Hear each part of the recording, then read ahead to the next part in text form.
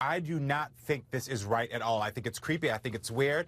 This guy, we do not have any evidence to say that this guy suggested that he wanted to have a baby with this woman. A jersey giving this woman a sign, I'm sorry, this woman is grieving and she's looking for anything she can to help support herself. There's something to that. I think you may be right. Wendy, what do you say?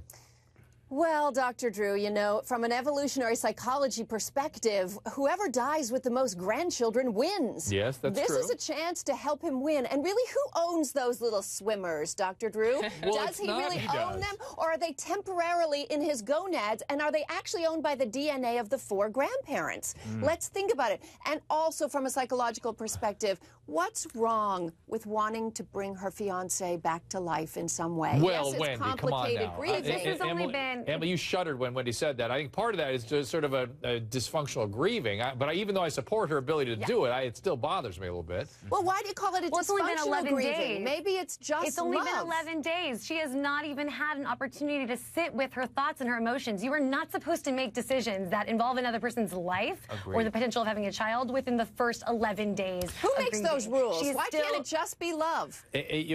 Wendy, come on now. I mean, no, seriously. We know about this from a neurological perspective. You cannot grieve that quickly. It's impossible to be able to make making a decision in the middle of grieving to do the one thing that alleviates grieving, create life. Or diverts it, or sort of leapfrogs over it. Well, you got something to say? I have a tweet, actually. You said exactly what they did. This is from Abraham Lincoln. She tweeted, she is diverting her mourning. This is a huge mistake that she will regret raising a child on her own. Then the child becomes responsible for the ghost of the dad then. And Karambo, somebody said that they felt this was like raping a dead man. Was that you, or was that somebody online or something? That was Facebook someone online, but I feel similar to that. But, you know, I just want to bring up about these children. None of us are thinking about what these children have to go through when they are explaining how they were conceived. When I talk about when I was conceived, I feel proud of that story. My parents were in love. They were married. How do you, as a child, say to their friends that my father was violated by my mother and his sperm was taken while my father was laying dead in the ground?